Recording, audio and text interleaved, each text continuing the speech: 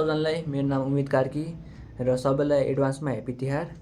आज चाहिँ म कहाँ होला घर बाह्रको इन्ट्रो सिकाउन गइरहेको छु होइन। यो धेरै जस्तोले तिहारमा बजाउँछन् है, धेरै पपुलर नै छ, त्यही भएर आज म सिकाउन गइरहेको छु।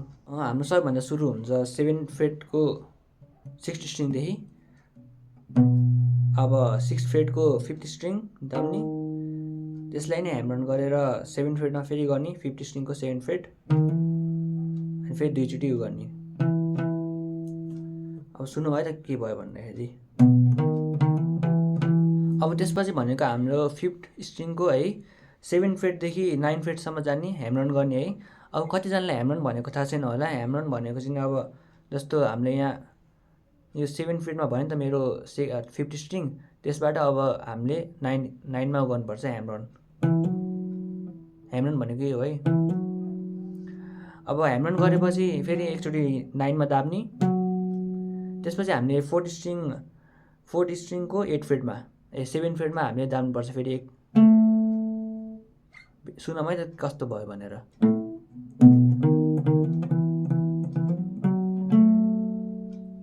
अब त्यसै गरी हाम्रो फेरि 5th स्ट्रिङको 9देखि 7सम्म ह्यामर अन गर्नुपर्छ, फेरि दुईचोटि गर्ने। अब त्यसपछि हामीले 5th स्ट्रिङको 6 फ्रेटदेखि 7सम्म ह्यामर अन गर्नुपर्छ। सुन्नु है त कस्तो भयो।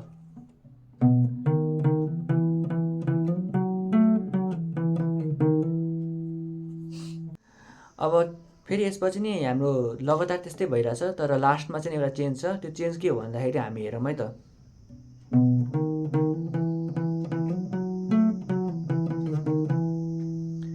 लास्टमा चाहिँ नि योभन्दा अघिल्लो पार्टमा चाहिँ नि यस्तो भएको थियो, तर यो पार्टमा चाहिँ नि ल यो के हो भन्दाखेरि हामीले 5th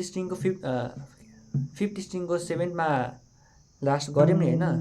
यस यो दुईचोटि गरेपछि त्यसपछि हामीले 6 फ्रेटमा एकचोटि गर्ने अनि त्यसपछि फेरि 7 फ्रेटमा एकचोटि गर्ने। हाम्रो फाइनल रिजल्ट चाहिँ यस्तो छ है, सुनौँ है।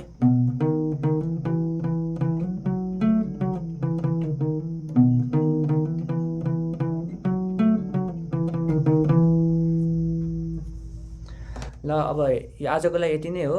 तपाईँहरूलाई यदि यसको फुल लेसन चाहिन्छ भने कमेन्ट गर्नुहोला अनि लाइक पनि गर्नुहोस् होला, मलाई मोटिभेट पनि हुन्छ।